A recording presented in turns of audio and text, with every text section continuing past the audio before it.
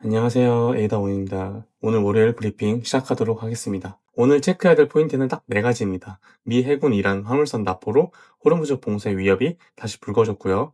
유가가 4% 급등을 해서 현재 87달러까지 올라왔고, 반대로 긍정적인 건 비트코인 ETF가 지난주에 이제 6억 달러 정도 엄청난 규모로 유입이 됐다라는 것, 그리고 클래리티 법안 관련해서 제도권 쪽에서 좋은 신호들이 나오고 있고, 지금은 지정 리스크 그리고 기관 수요, 이 싸움을 오늘 같이 살펴보도록 하겠습니다. 뉴욕타임즈부터 보면은 미군이 이란 화물선을 공격, 납포했다. 트럼프 대통령이 소셜미디어에 직접 올렸습니다. 흥미로운 건 NIT에서는 또 다른 기사가 있는데, 에너지부 장관이 TV 인터뷰에서 가스 가격이 2027년까지 3달러 이상을 유지할 수도 있다라고 말했는데, 이건 트럼프 행정부가 그동안 물가는 단기적이라고 했던 입장을 스스로 뒤집는 발언이죠. 꽤 의미 있는 변화라고 저는 보고 있습니다. 월스트리트 저널에서는 주식은 신고점인데 채권 투자자들은 아직도 파티에 합류를 안 했다라는 제목이 헤드라인에 나와 있어요. 이게 정확한 진단이죠. 나스닥은 올라가는데 유가와 금리는 여전히 전쟁 이전 수준 위에 있습니다. 채권이 주식을 믿지 않는다는 건 어쨌든 우리가 좀 경계를 해야 한다는 신호라고 전 바라보고 있습니다. 블룸버그에서는 라이브로 이란 선박 납포 이후 유가, 가스 가격 급등이 헤드라인을 맞이하고 있다라고 말했고, 블룸버그 아시아판을 보면 아시아 헤지펀드들이 이란 전쟁 이후 큰 손실을 봤다라고 나와 있습니다. 근데 협상 랠리로 조금 회복을 했고, 호르무즈 재봉쇄가 인플레를 다시 한번 자극할 것이라는 우려도 나오고 있습니다. 파이낸셜 타임즈에서는 미 해군이 봉쇄를 위반했다며 이란 선박을 납포, 이게 메인 헤드라인입니다. 그리고 서브에 미국과 이란이 새 평화 협상 준비 중이라는 내용이 있는데, 양측 주장이 계속해서 엇갈리는 상태라고 하네요. 또 하나 눈에 띄는 건 이란 전쟁이 끝나도 미국 경제에 영향을 지속적으로 줄 것이다 라는 경제학자들의 경고 기사가 있습니다. 전쟁이 끝나도 이 인플레 여파는 쉽게 사라지지 않을 것이라는 것을 우리가 미리 알고 있으면 좋겠죠. 가디언에서는 이란이 좀 더 직접적으로 나오고 있습니다.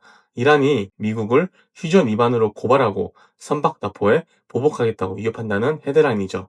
그리고 중요한 거는 테헤란은 새 협상에 이젠 더 이상 참여할 계획이 없다라고 국영 미디어가 보도했으며, 외부적으로 강경하게 나오고 있다는 것을 우리가 알 수 있습니다. 협상장에서 어떻게 나올지가 진짜 관건인 거고, 또 이란이 트럼프를 혼란에 빠뜨리는 분석 기사가 있는데, 이 상황이 단순하게 그냥 정리되지 않을 거라는 예측들이 이제 쏟아져 나오고 있습니다. 글로벌 뉴스 핵심은 지정 리스크가 아직도 완전히 해소가 된 게 아니라는 것, 그리고 새로운 변수가 계속해서 추가가 되고 있다는 것을 우리가 알고 있어야겠죠. 자, 나스닥 차트를 보면은 현재 26,534 포인트에 있으며, 저는 현재 고점이 바닥에서 1대1 구간까지 올라왔다고 보고 있고, 그 다음 올라가려면 여기 3중 천장에서 중요한 지지가 나와주고, 그것을 확인 후 그 다음 올라가는 걸 따라가는 게 안전하다라고 좀 보고 있습니다. 신규 진입자 기준이고요. 기존 보유자들은 이 부근에서 이제 익절 및 적절하게 리스크 관리하는 것이 중요하겠죠. 하지만 여기서 지지가 뚫려버리고 다시 올리지 못하는 모습을 나온다면 다이버전스가 나올 수 있는 리스크가 있기 때문에 우리가 그 점을 알고 있어야 됩니다. 코스피도 지난주와 크게 다를 바 없죠. 여기서 강하게 올려줘야 되고, 그게 아니라면 올리더라도 다이버전스가 걸릴 수 있는 위치이기 때문에 우리가 그 점을 고려하면서 봐야 됩니다. 다이버가 걸리더라도 바로 하락이 나오진 않아요. 좀 시간이 끌면서 지지부진하게 물량을 넘기는 작업을 하는데, 우리가 그 점을 리스크를 알고 적절하게 대응을 하는 게 중요하겠습니다. 유가는 제가 지난주부터 추가적으로 더 빠질 위험이 있다라고 말씀을 드렸고, 그렇게 지금 방향이 나오고 있는데, 여기서 84불을 강하게 돌파해준다면 70대 중반까지 충분히 내려올 수 있는 구조가 완성이 됩니다. 하지만 여기서는 다시 한번 반등이 나올 여지가 있기 때문에 우리가 그 점을 알고 이때 어떤 또 지정 리스크가 나올지 참고를 하면 좋겠죠. 금은 계속해서 이 플래그 안에서 놀고 있습니다. 하락을 하고 플래그가 나온 형태이기 때문에 아직까지 이게 상승으로 다시 가는 구조다라고 보기가 어려워요. 우리가 그걸 확인하려면 이 4,900달러를 돌파하고 여기를 이제 지지해주는 모습이 나와야 됩니다. 그게 아니라면 다시 한번 하락을 할 수 있다라는 그 구조를 알고 대응을 하는 게 좋겠죠. 채권을 보면은 오늘 전 구간 다 올랐습니다. 10년물이 4.2, 30년물은 4.9, 5년물은 3.8, 2년물은 3.7, 단기 쪽이 더 많이 올랐는데, 이게 뭘 의미하냐면 이란 선박 납포 소식에 인플레 우려가 재점화되고 채권이 팔리고 금리가 오르고 있다는 겁니다.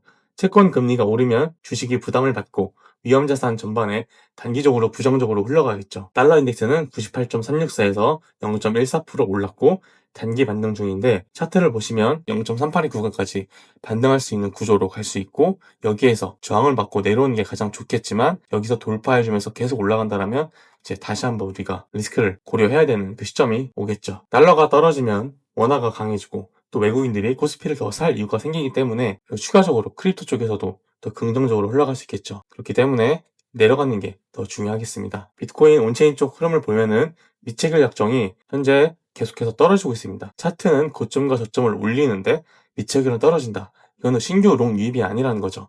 상승의 신뢰도가 매우 떨어지고 있습니다. 우리가 이 점을 알고 봐야 됩니다. 청산맵을 보면 상방의 숏이 계속해서 쌓이고 있습니다.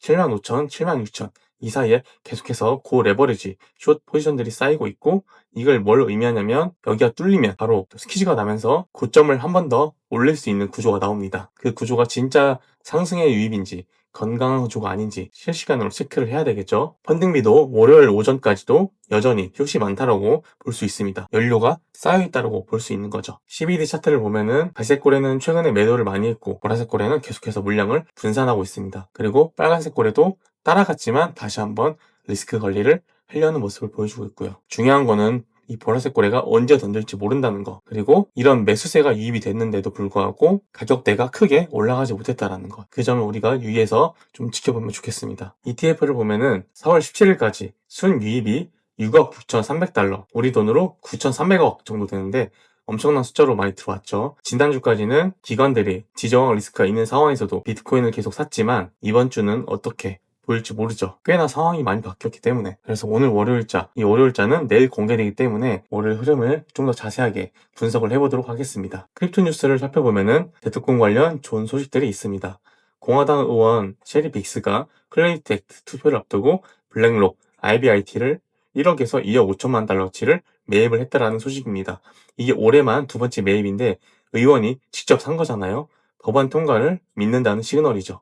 그리고 베센트 재무장관은 두 가지 중요한 말을 했습니다. 첫 번째로 비트코인은 가치 저장 수단이 되고 있다. 두 번째로 클래리티 액트 법안은 미국이 최고 규제로 크립토 수도가 되어주는 기반이라고 말을 했습니다. 재무장관이 이런 말을 직접 했다는 건 행정부 차원에서 크립토 제도를 안으로 끌이겠다라는 긍정적인 의지를 이제 공개적으로 표출했다라고 볼 수 있겠죠. 그리고 마이클 세일러는 띵크 이븐 비걸이라고 트위터에 올리면서 보유량이 지금 590억 달러 수준인데 추가 매수를 계속해서 시사하고 있습니다. 세일러가 시그널을 올리면 보통 얼마 가서 또 매수 공시가 나오는 게 국룰이었죠. 그 다음 뉴스들은 일론 머스크가 비트코인은 에너지에 기반을 하고 에너지는 위조가 불가능하다라고 언급을 했습니다.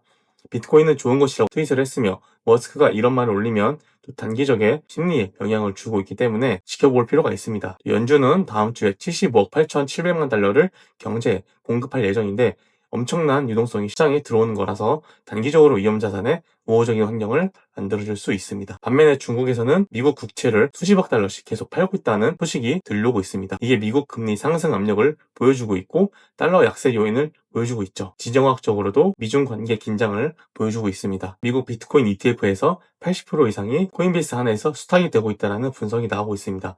이건 집중 리스크죠. 코인베이스에서 무슨 일이 생기면 ETF 전체에 영향이 가는 구조니까요. 그리고 NSA가 국방부 블랙리스트에서도 엔트로피 모델을 사용하고 있다는 것도 나왔는데 AI 공급망 리스크 이슈로 시장이 현재 주목을 하고 있다라고 우리가 참고를 하면 좋겠습니다. 자, 그럼 오늘의 뉴스 결론을 내리면 상방 시나리오는 ETF 대규모 유입이 지속이 되어야 되고 이 월요일자 날짜는 내일 공개되니까 내일 제가 정리해드리도록 할게요. 그리고 현재 위치에서 숏스퀴즈 발동이 나올 수 있는 구조가 만들어지고 있다. 나스닥, 피보나치 리테스트 지지 성공 시 신고가 다시 한번 갈 수 있는 구조로 만들어지고 이러한 협상이 재타결이 된다면 물가가 진정이 되면서 또 인플레이션의 좋은 흐름을 이어갈 수 있고 그렇다면 크립토에 좋은 영향을 또 줄 수 있겠죠. 하방 시나리오는 이란 보복 그리고 호르무즈 봉쇄 현실화 그리고 유가 다시 100달러 인플레 재점화 연준 긴축 나스닥 다이버전스 전체 조정 그리고 73,000롱 집중 구간 테스트 여기가 뚫리면 7만 달러까지 뚫리게 되는 건데 아마 이 구간에서 7만 달러까지 위협을 한다면 사실 저는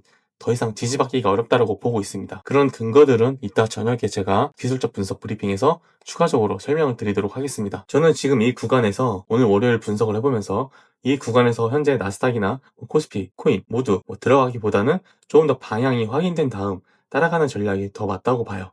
거래가 물량을 어떻게 움직이는지, 또 ETF 수급이 지속이 되는지도 계속해서 체크를 하면 좋겠죠. 오늘 제가 준비한 자료는 여기까지입니다. 오늘 하루도 잘 보내시고 구독하기와 좋아요 많이 부탁드리겠습니다. 감사합니다.